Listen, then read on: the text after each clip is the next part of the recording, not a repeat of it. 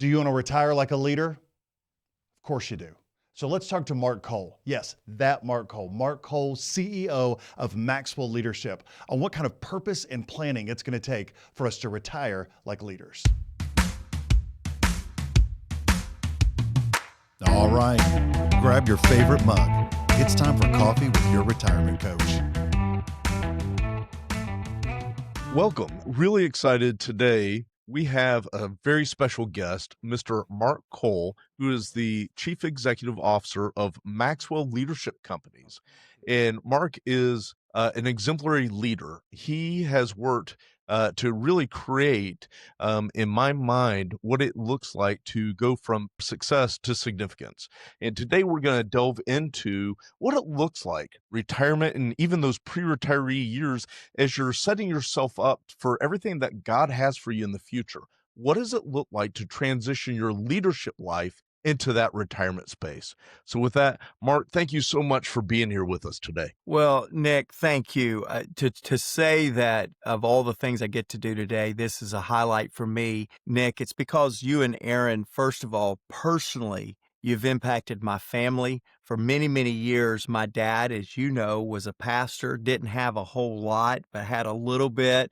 And you guys there at your retirement coach has made their retirement, made their last years last, and made it very impactful. And so for you and what you're doing and have done for families like mine, I'm honored to be here to just kind of sit with you. But I think, Nick, what I really like about you and Aaron is that you don't just stop there. You think leadership, you do leadership, you're passionate about expanding, and you're passionate about expanding your portfolio of influence. And I think that probably impacts me as much as anything. What you're doing with Coffee with the Coach and just expanding what you already know to impact others, man, I love it. I love it. This is what we're going to talk about today. Don't get settled in one thing and then find a finish line. There is no finish line. We keep expanding our influence. And so thanks for having me, man.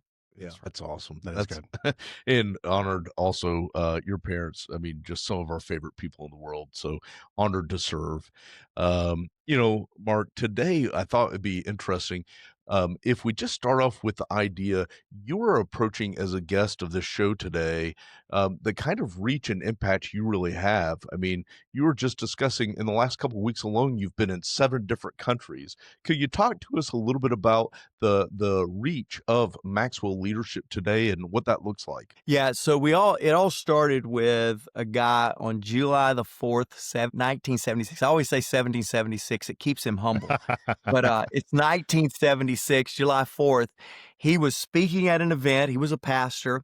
He was speaking at an event and just felt this real, we call it a sense of calling, that his life was going to be about leadership. His name is John Maxwell. For those of you that don't know, you can Google him and you'll find 96 books that he has written on the subject of leadership.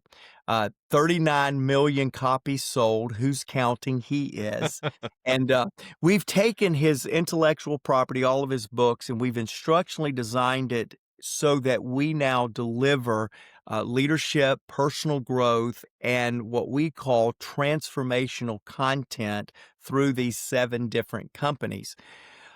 We have a coaching, speaking, and training certification. We've trained and certified 59,000 coaches in 169 countries. So what that really means is there are 59,000 women and men that have hung a speaking, coaching, training shingle over the door, so to speak. They're entrepreneurs that have started, launched, and now developing their coaching, speaking, training business. And have an incredible time doing that. So a lot of people's read John Maxwell's books, a lot of entrepreneurs out there that are building their coaching, speaking, training business. We also work with corporations, companies like Delta Airlines, Microsoft, and we go in and train their mid-level and upper-level management. So on any given day, we're working with about 250 Fortune 5,000, Fortune 10,000 companies, working with them on developing and training their leaders. But really, all of that is just kind of kind of what we do to get to do what we really love to do, which is we do training and development in areas that need it the most, but have the least amount of access to it. So, for instance, and through our nonprofit Maxwell Leadership Foundation, we train students in schools on value-based leadership curriculum, and it's student-led. So it's peer-driven, it's student-led. In 7 countries, it's in the constitution of that country that our values curriculum is a part of the core curriculum of that country.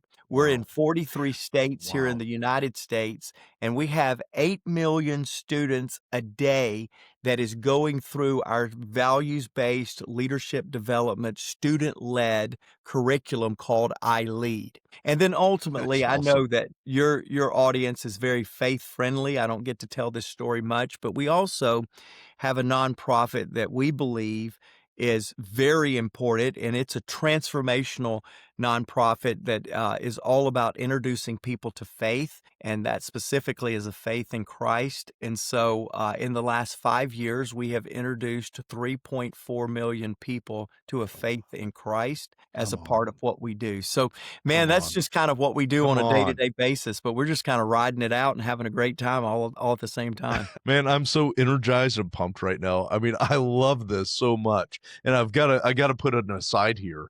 The very first book I ever read on leadership was John Maxwell's 21 Irrefutable Laws of Leadership. Yeah. And that was a graduation gift, I think, to me in high school. So Well, love that.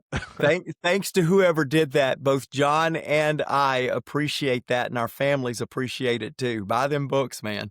Yeah, exactly. That's right. Well, as we get ready to dive in today, I mean, you are an authority on leadership. Like, you're an authority. I mean, you have not only witnessed, you have been a part of the journey of the Maxwell leadership impact on this country and so many other countries, as we were just talking about. So what I want to do is just kind of talk a little bit about where I think a lot of leadership and transition starts when someone is getting ready to retire, or they are retired, which is internally. What has to change internally as we pivot from leadership in our corporate world, in our small business world, to now I've sold the business, I've retired from the company, and I'm stepping into that next act, that next chapter. So I'd love your thoughts and perspective on what internally you think we should think about, we should notice, or we should prepare for. Well, and so let me tell you, I know my audience, and I know who I'm working with right here at Yeoman's Consulting Group. And so let me do 2 things as foundational for this conversation, because I think it's very important to your audience. Number one, because you guys helped a pastor with not a whole lot, 250 people in his congregation, you helped him be wise with his money. When it came time for his son, me, 15 years ago, to have a potential of being a partnership in this company, John gave me a chance to buy in as a 6% owner 15 years ago in 2010. And I went to my dad. I had no money. I went to my dad and I said, Dad, I need $150,000 to invest in this company. And my dad said, okay, you'll have to call Mr. Sanders. You'll remember Ted Sanders, who was a big part of your team. And he said, you're going to have to prove it to him that this is a good idea. And I went to your retirement coach, you guys at Yeoman's, and I said, hey, this is what I'm doing. This is the opportunity. I'll pay my dad back with interest, but do you guys think this is a good idea? And fortunately, you guys helped take the family opportunity out of it and gave a professional example of that. I paid my dad back 8%. It went back into his retirement. And today I'm 100% owner of the company that I invested $150,000. We're a 9-figure shop now, and all that started because somebody like you guys helped somebody with their retirement be wise in what they needed to do with that. And so, number one, understand that foundation of why I'm here talking about this today. Thank you. I laugh at the fact that I'm an expert in leadership because I'm just a guy struggling to figure leadership out, to be honest with you, but thank you for those kind words. It all started because my dad had somebody walking alongside him to see when a good investment was a great opportunity. And sure enough, it was. And history has now led us to see that. Still paying That was dividends. many years ago, way before all those numbers I just gave you. The second thing that's very important in this conversation, Nick and Aaron, is this is our philosophy on retirement, okay? And stay with me because I'll add value to the conversation. But John and I believe in the infinite game. There is no finish line. There is no stop to what we're called to do. In fact, somebody told John the other day, said, when are you going to retire? Number one, John's 78 years young. I'll talk about his dad in just a moment. But John's 78 years young. He says he says the only way that we can have the schedule that we have is really two driving factors: high energy and low IQ. High energy because we can do everything that we're doing. Low IQ because we wouldn't do it if we had a little bit more intelligence. We are just wide open. But John made a statement the other day. He says, somebody asked him when he was going to retire, and he said, well, what does retirement mean? And they said, retirement means when you can do what you want to do anytime that you want to do it. He said, then I'm retired. I get to do everything I want to do when I want to do it, and that's a retirement. I'm going to come back to that statement in just a moment. But John's dad at 93 was the chaplain of his elderly living community in Lakeland, Florida. He had started a satellite service for his retirement home because he couldn't get everybody in one room. And so he had satellite and 3 services satellite. And he looked at John at 93 years of age and he said, hey, John, I've just realized my best days are still ahead of me. Man. Now, how did a 93-year young man say that to now a 78-year young man? And that is because they decided to do something significant in their life when they had the resources to fund significance in the future. And so if I could leave anything with your brilliant audience, that they're brilliant because they're listening in and trying to figure out from a faith perspective, from a futuristic planning perspective, how to make the most of their life, it would be this. While you have resources to store away, find something worth storing them for. Man, that's good. You've got to find out more to life when you're still able to work and make it and create storehouses with your resources that's going to outlast your energy and ability to work and to be diligent with a quote unquote 9-to-5 job. I would just challenge all of us, me, you guys younger than me. Good grief, I look at you guys and I'm starting to feel old. And I would say this. He's talking to me, not you, Aaron. Yes, exactly. I'm talking to both of you. Here's what I'd really say. What are you doing that is going to outlast your current assignment? What do you care about that's going to outlast your current responsibilities? What are you saving for that will fund significance down the road? And I love that, how you're framing this, Mark, because it takes me back to, my dad said, the book you don't read can't help you. So I've been a reader for a really long time, and it's an oldie but a goodie. I love Bob Buford's, Halftime book. And for our audience, go check that. It's a great book.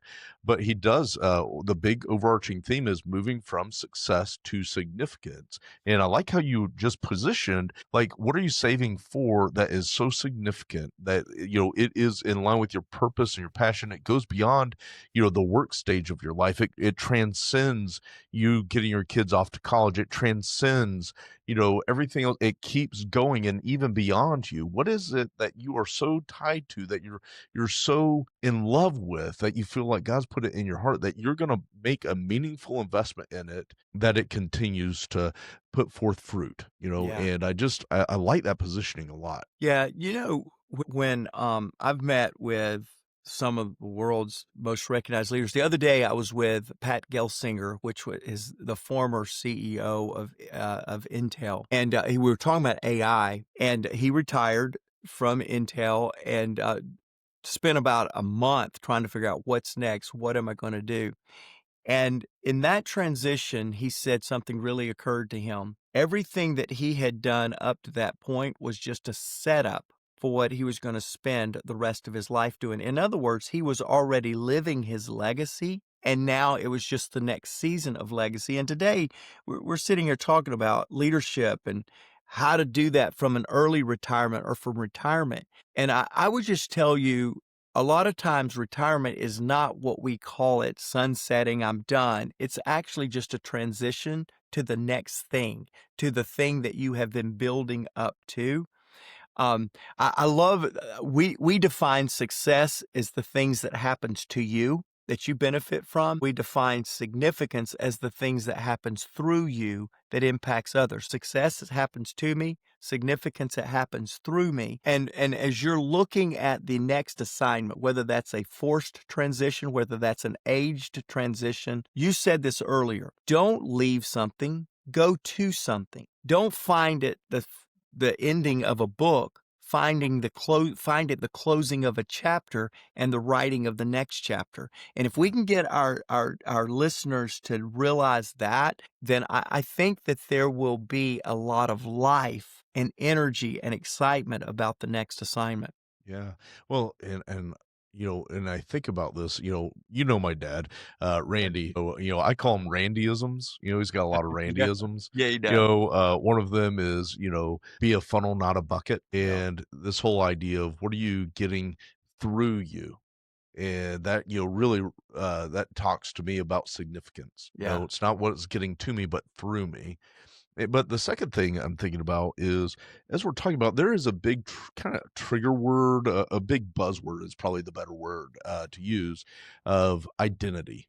And, what it looks like to have an identity in Christ. We could talk about that, an identity in our family, an identity in our business. But what we see oftentimes, as we're coaching people into retirement and through retirement, is what I call an identity gap. It is this whole notion of, again, you led an organization of 100 people, 1,000 people, people that were depending on you, and some people thrive on that chaos. They thrive on that dependency and that sometimes urgency, and then it goes away. And our identity sometimes gets lost as we're making this transition into those financially free years that we would deem maybe a traditional retirement. But really, we're financially free and we don't know who we are, Mark. Mhm. How do we identify that? How do we start thinking about that? Because I met a gentleman just 2 weekends ago, and he worked for, again, big company here in Atlanta. You would know the name.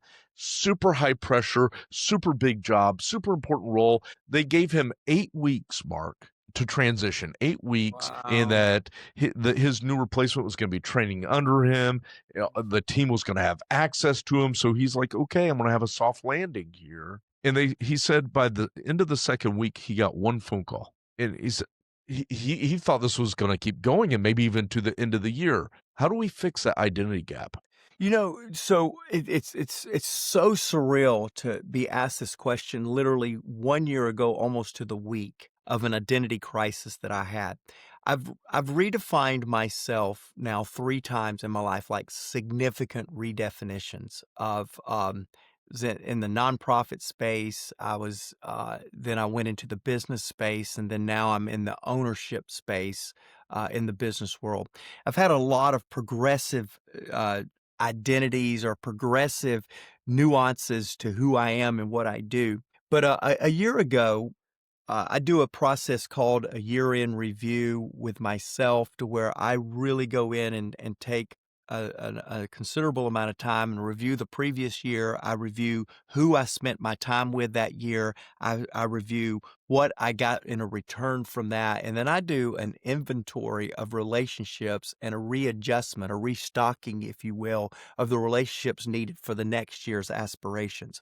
I'm in the middle of this process, which is about a 3-day uh, retreat that I do every year. Almost a year ago, 2 weeks from now to be a year ago. And I have this word for the year process that I go through. And the word that I was getting, some of this is a very spiritual experience, but the word that I got was not the word that I wanted. And I mean, I had this wrestling experience. And for those of you that, like Nick and I have this, and Aaron, have this strong sense of faith and a foundation of biblical wisdom, it was kind of this Jacob wrestling with the Lord, giving me this word that I wanted nothing to do with. I did not want this word. And I won't go into and bore you the details of the word, but it's because the word was not what I wanted to be known for in the year 2025. I knew what I wanted to accomplish in 2025, and that word would be confusing to all the people that look to me for leadership, direction, insight, vision. And I just didn't want to do it. And so I fought. I literally had a 3.5-hour fight in my spirit and in my way of wrestling these things down, and realized that I had allowed my identity. It was all an identity crisis. I'd allowed my identity to be what I do, not who I am. And I think every identity crisis that people have centers around the fact we want to be known for what we do, not for who we are. That's why we have an identity crisis. That's why when somebody transitions into retirement, they feel like they've lost their identity. That's because your identity was tied to what you did, not who you are. And I went through this real wrestling stage to realize that for truly 25 years, I was the guy that did everything for John Maxwell. And again, for those of you that don't know, he's a very large personality, very sought after in the world of leadership. We meet with presidents, prime ministers on a monthly basis. And I'm sitting here and I've been known as the guy that does everything for John Maxwell. Even in the last 5 years as owner of our corporate companies, I was still the guy that was carrying John's bags. I was the guy, I was the implementer to John the visionary, if you understand EOS. Yeah. I'm the implementer. Yeah. And now all of a sudden I'm being brought into a time of visionary. And I'm telling you, while it was an advancement by anybody's standards, it was unsettling because I had attached my identity to what I did rather than who I am. Anyone that's transitioning from retirement, early retirement, transitioning to the next job, I would challenge you, settle yourself down and find out who you are before you find out what you do. Find out who you want to be before you take that next assignment of what you need to be, what's going to be required of you. And in that way right there, I think we can settle the identity gap, as you call it. Wow. You've got me really thinking and chewing on this right now, and appreciate you sharing that. And I've got to ask, from a practicality standpoint, if we were to think through what a year-end review, you hear that in the business world all the time. We do a year-end inventory and review of our business as we're forecasting for the next year and developing our calendar and our plans for the next year. But to have an introspective year-end review of yourself, can you walk through a few things that you do that our audience might be able to say, you know what? This might be something I really need to do for myself. Yeah, I can.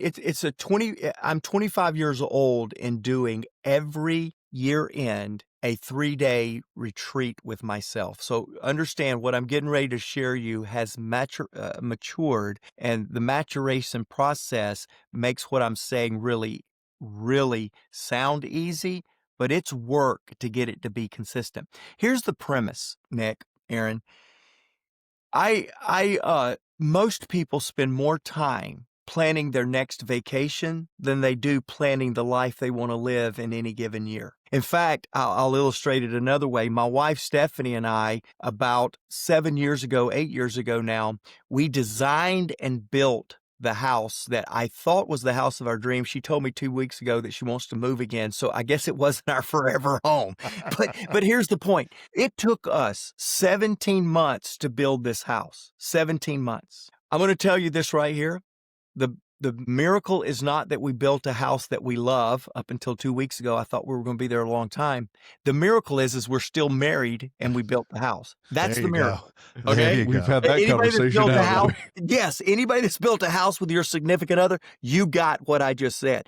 Because I'm going to tell you guys, I did not even know there were 52 shades of white. You know what else?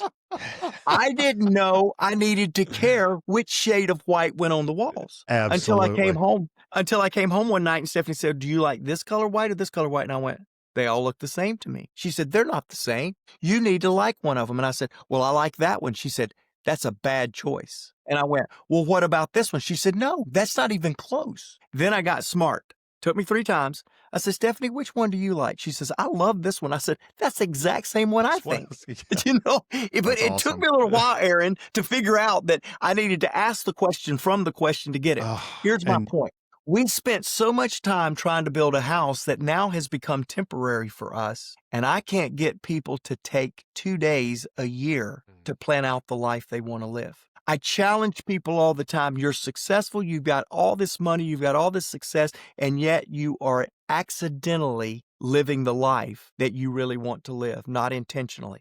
My year-end review actually is a discipline that is designed to architect and to live out the life that I want to live.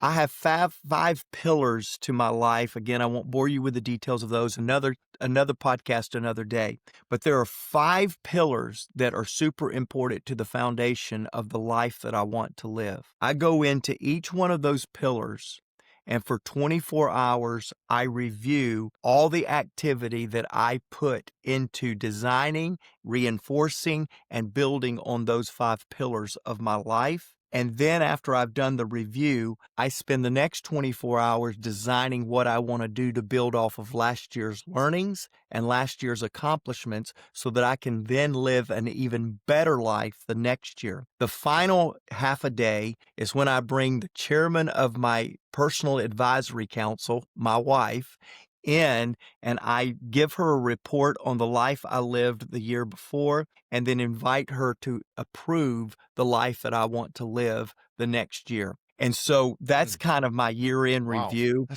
in a very brief setting. See, our life is the sum parts of the books that we read, the content that we take, the people that we allow to speak into our lives, our mentors, and the experiences that we live out, the places that we go, the choices, the events that we do. That's the sum of our life. That's the sum total of our life, the people, the content intake, and the experiences. And so I get really intentional with those 3 areas. Yeah. Mark, I'm going to be real honest with you.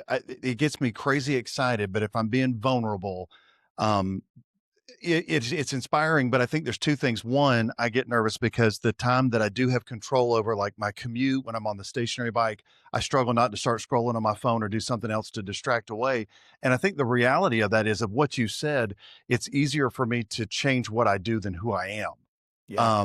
And so there's a lot of, man, that's intimidating. And then there's a reality to that. And I'm going to sabotage myself. You said you grew to this place over 25 years. How would you encourage a man or woman that says, I want to take stock, but what's a reasonable first baby step for someone who maybe is afraid of really reintroducing themselves to who they are, who they've become, and then set a good trajectory to get to where you've gotten to today? Thanks for asking that, because it always takes me back to 24 years ago. In fact, I was homeless. I was living with one of your clients at that time over off the East-West Connector. And I got asked this question: what is your growth plan? What are you doing to intentionally grow? And Aaron, at that point, I love to read. I was a big time reader. I just had not made a commitment to do it. So it goes back to your question. And so that first year was all about commitment. And I committed to read 12 books. I committed to go to 3 events that would challenge me to be better. And I challenged myself to have 5 learning lunches. In other words, 5 mentors, people that would speak into me about certain areas. And so if I could challenge you, we're at the end of this year. I'm not sure exactly when the podcast will air, but if I could challenge you in the year of 2026, if I could challenge you to do 3 things and make a commitment to it: put on paper how many books, how many podcasts, how many content, YouTube videos you're going to listen to over the course of a year, and write it down. The second thing, just go to some events. I know Randy does some of these events at Yeoman's. You need to put down events that you're going to go to, and then find 2 to 5 people that you're going to ask to mentor you, period. The first year was about commitment, Aaron, The next year was about intentionality. The first year, I put 12 books down. They didn't make sense. There was no common thread to them. I went to 3 experiences. There was no commonality to it. I just went to them because I said I was going to, and I found 5 people to go have a conversation with. The next year was all about intentionality, and that was the year I started getting a word for the year, a word that would highlight everything that or the focus that I wanted to have that year. That year, I read the books that aligned with the word. I went to events with looking for that word and development in that word. And I asked questions of my mentors that year around the word that I wanted to grow in. But don't get even started with the complication of getting a word. That feels too intimidating with people. Put on paper. I'm going to read. I'm going to go. And I'm going to talk to these kind of people right here. No, that's good. And that's practical things that are easy for any person to put in place for 2026. Mark, thank you. Well, and that certainly resonates with me. I shared with you not long ago a word that has been resonating in my heart that I've been dwelling on, and it just keeps coming back to me. And it's like once you get a bite or a taste of something that you feel like God's really put on you, you start seeing it everywhere. I think, it's called your reticular activator. Yeah. It's like, you all of a sudden I see that word in this situation or with this group of people, and it's just, it becomes something you just so focus on. But, like you, I didn't start with that. Right. And building up that core and that foundation is so important, and it takes time, right? I mean, it's like 1 + 1 = 2, and you got to do that before you get to multiplication. How bad do you want to know Mark's 2026 word now? Oh, I pretty kind of do, Aaron. I won't lie. Where my mind goes. Well, the good news is I don't even know my 2026 word. I always go into my year-end review with 4 or 5, and then that's what always happens to me. God has bigger plans than mine. But I give you my 2025 word because I have paid the price for this word. This is the word I wrestled with. It's follow. And after 25 years, I didn't want to follow. I wanted to conquer. I wanted to take charge. I wanted to take territory. The last thing I wanted to do as owner of 5 years was to have the word of follow. And so that was the word that I wrestled with, that, hey, I'm only a month away from having to give that word up and go get a more exciting word. Wow.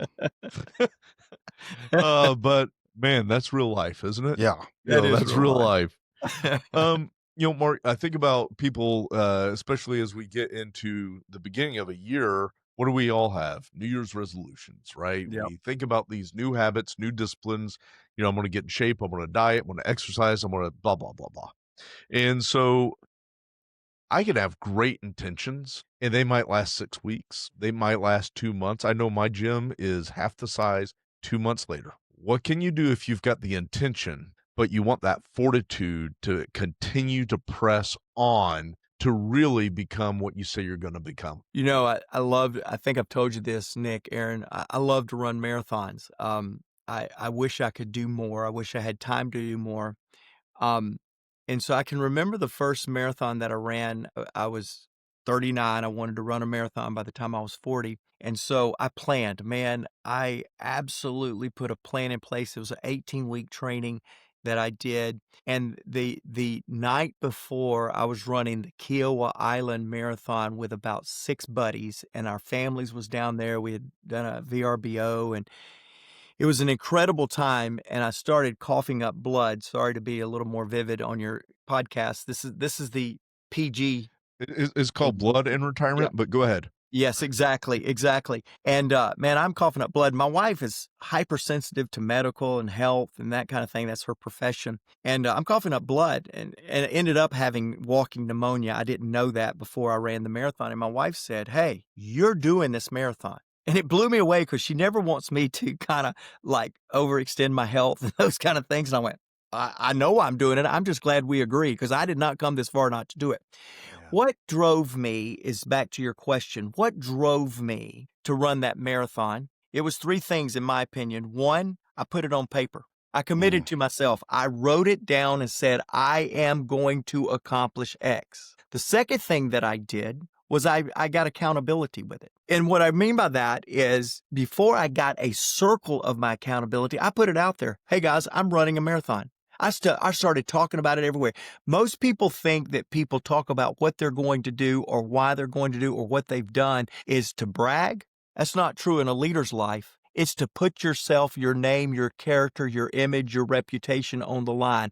I'm going to run a marathon. So that was that accountability. I made a statement, put it on paper. That's to me. I put it into the universe. I put it out there. That's accountability to others. That's my reputation. And I do that on any big thing that's so big, I don't know if I'm going to be able to get it done. I put it out there that I'm going to do it. It holds me accountable. The third is community.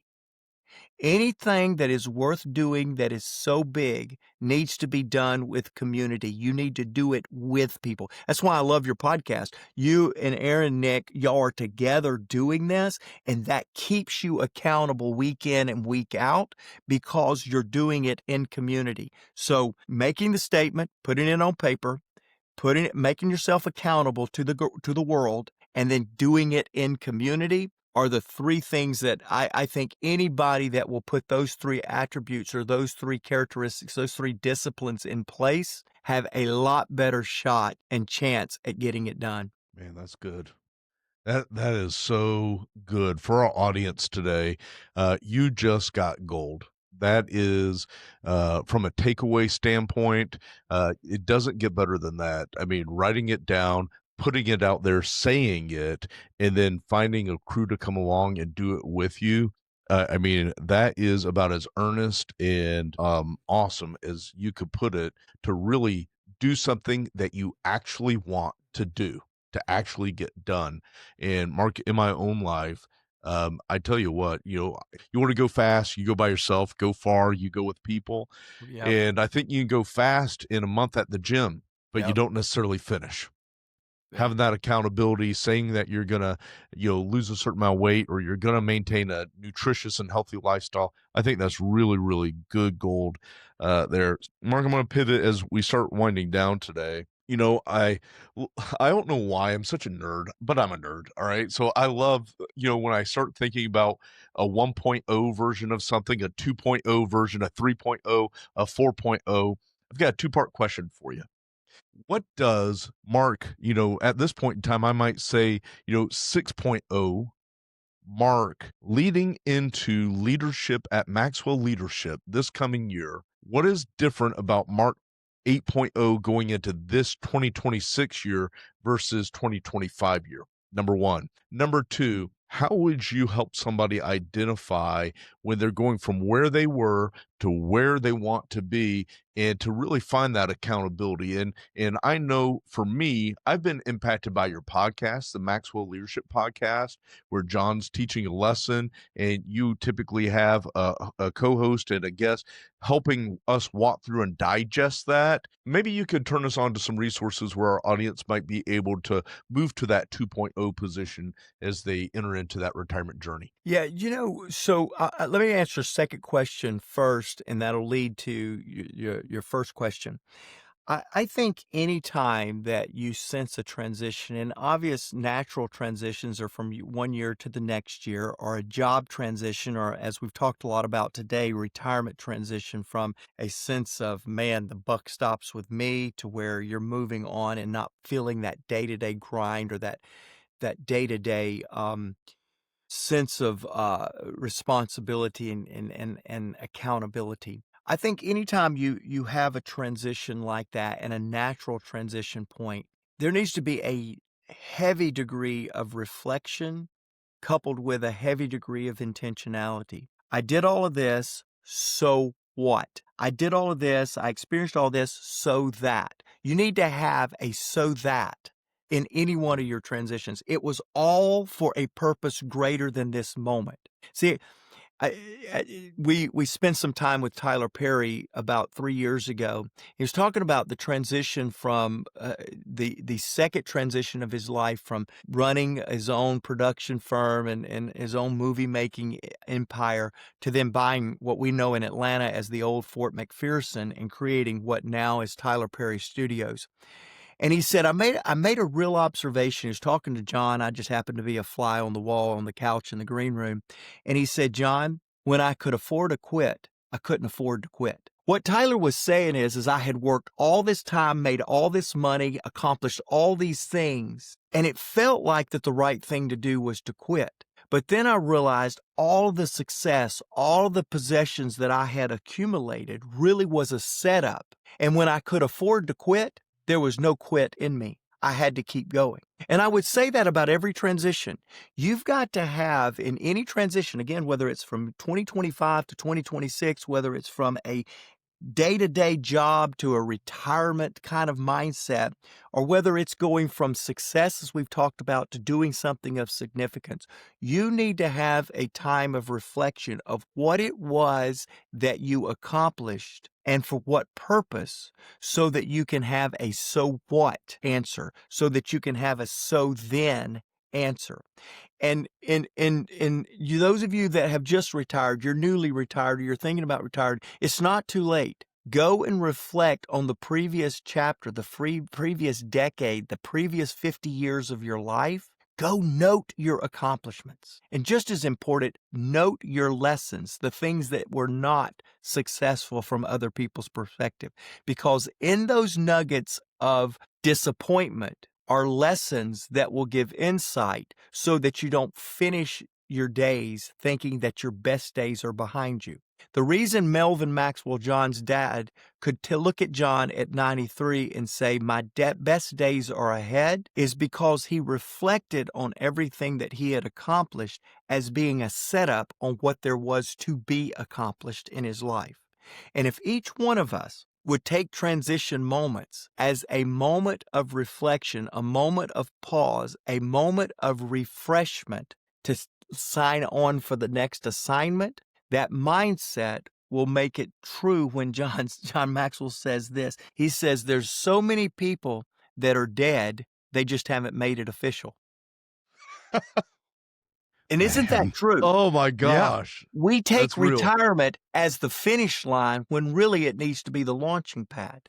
We take a point of transition as if it is a completion of a book rather than the preface of the greatest book that's ever written, and that is your future. And I don't want anybody to think just because you've accumulated enough wealth, you've accumulated enough reputation, you've accumulated enough possessions or accomplishments that you think that that was a finish line.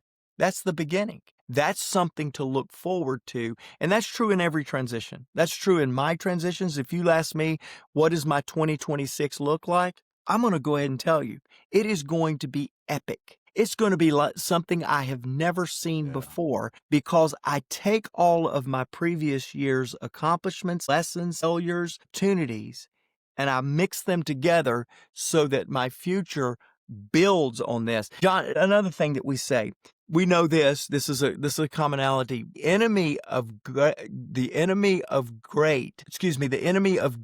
is great. When we think it was Steve Jobs that says that the enemy of our best is yesterday's good. And what he was saying there, as he went on to explain, is that oftentimes we stop just short of great because we're satisfied with good. We don't look for the next season. And I can tell you, your life, my life, is dependent on me having an outlook and a perspective that the best is ahead.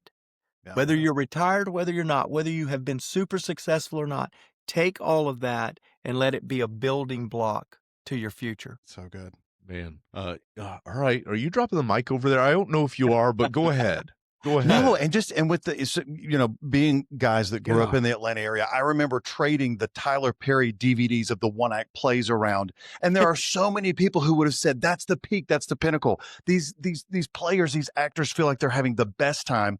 Everybody in the audience, everybody that's getting to watch these on their TVs at home and in the States, they're having the best time. And if he would have stopped right there, people would have been like, that was great. And then, and it wasn't, it was good, and great was ahead of him. And now he's built this empire in the state, brought along a lot of those friends and family with him for the ride, and really allowed a lot of people to build legacies in new and more impactful ways. But it was because they didn't ever get satisfied or lethargic in good. I think that's so great. And then, and the dead but haven't made it official yet. You I'm gonna steal start that using one, that in aren't some you? appointments. Yeah. I do think, we, one of the things that we do a lot, Mark, is we talk about, via our YouTube channel or podcast or whatever, we spend a lot of time educating people about what it looks like to go from good to better to best. And that's a progression, right? But it's almost like a lie. And there's a phrase that I like to use a lot is called the lie of the horizon. Have you ever heard of that? The lie of the I haven't. horizon? Uh-uh. Mark, have you ever seen the horizon? Yeah. Yep. Can you get there? Yep. Yeah. Right. So, You never right. get No, like, right. We can never get there. Right. So we start moving, but dadgummit, if that horizon doesn't move, right. So we keep moving forward and moving forward and moving forward, but the horizon keeps moving and moving and moving. And that can be quite frustrating. And one of the practices that we've taken on, both as a firm and lead clients through this sometimes, is something called just a positive focus. Sometimes just reflecting back on the last week, the last month, the last quarter of all of the ground you've taken and all the steps you've taken to get to where you want to be. Sometimes that alleviates that frustration that can carry. I think I'm making progress, but I still feel like I'm in good. Yeah. I haven't gotten to better. I haven't gotten to best, and I keep moving. But really, sometimes it's us redefining what that looks like while we're on the journey. And so, sometimes it changes. That's right.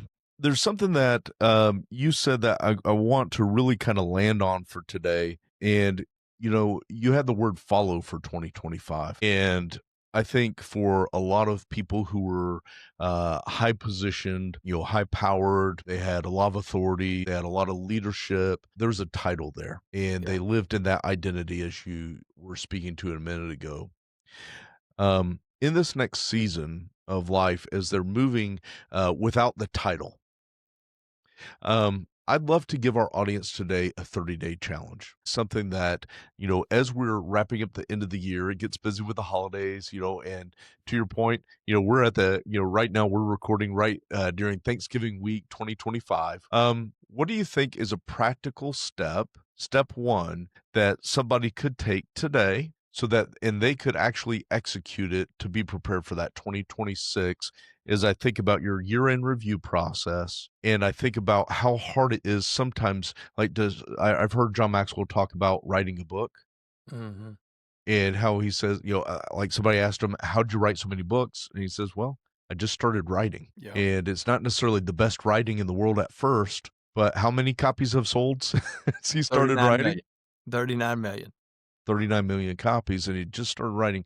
Some people are so afraid of failure to step into that next journey that they never stop or they never start. What could you share with our audience to get that start? If I could step into any one of your life and spend 30 minutes a day for the next 30 days, I would help you identify the 3 to 5 things that you feel you need to do to be an expert in your life, whatever that is. And I would find those 3 to 5 things, and it wouldn't be your initial list. It would be an evolving list that over 30 days of testing and trying that. And to be honest with you, I think it's a 2 to 3 year journey to find your rule of 5.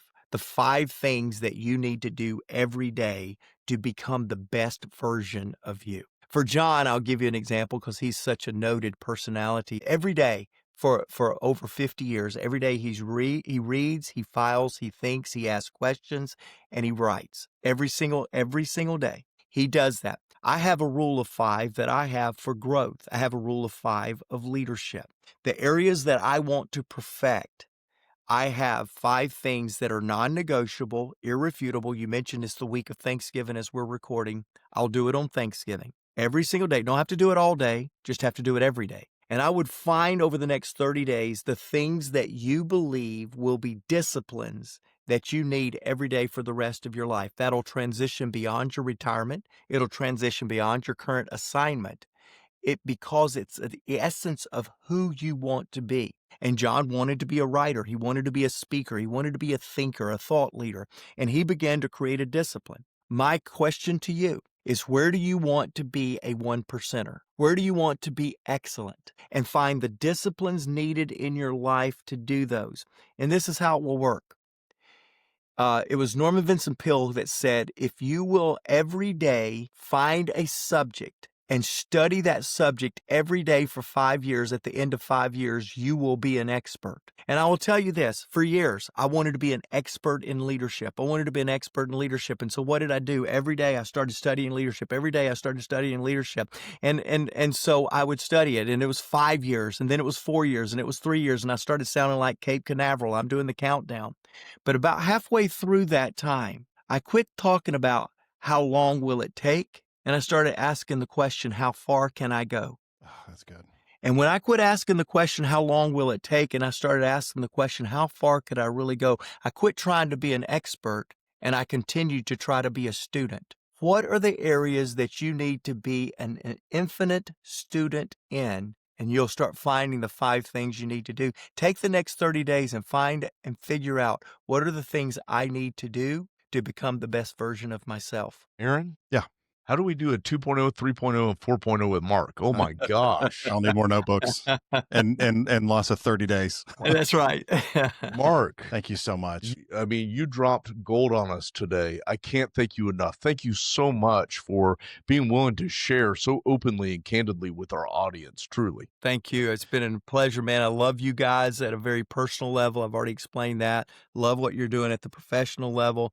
And I love the fact that you're committed to helping people. So thanks for letting me be a part. Well, and for our audience today, you know our belief. Knowledge is power. You know, you don't necessarily have to be the expert, but at the end of the day, get enough information where you know the questions to ask, you know the right mindset you need to be in to continue to grow, to continue to be everything God's called you to be. At the end of the day, we want you to retire with that purpose, that passion, that calling. Retire from the things that are keeping you from that giftedness that you have. You are so uniquely and wonderfully made. We want you to continue to live in that purpose. Mark, thank you so much. Aaron, thank you. Yeah, listen, if you haven't already done so, take that last sip of coffee, head on over and subscribe to the Maxwell Leadership Podcast, because you know you're going to want more of this. Yeah. Thanks, guys. We hope you enjoyed today's show, but you may have questions for our coaches, and they can be emailed at connect@yourretirementcoach.com. If you know someone that needs to hear this episode, we encourage you to share it. As a reminder, the content of this podcast is for educational and entertainment purposes only and should not be construed as advice. On behalf of our coaches, we want to thank you for listening and for being coachable. Yeomans Consulting Group, a registered investment advisor YouTube channel based in Marietta, Georgia. We strive to provide comprehensive wealth management services for every stage of the journey. This platform is solely for informational purposes and is not offering advisory services or sales of securities. Investing involves risk and possible loss of principal capital. Comments by viewers or recognitions are no guarantee of future investment outcomes and do not ensure that a viewer will experience a higher level of performance or results. Public comments posted on this site are not selected, amended, deleted, or sorted in any way. If applicable, certain editing of personal, identifiable information and misinformation may be deleted. The opinions expressed herein are as of the date of publication and are subject to revision due to changes in the market or economic conditions and may not necessarily come to pass.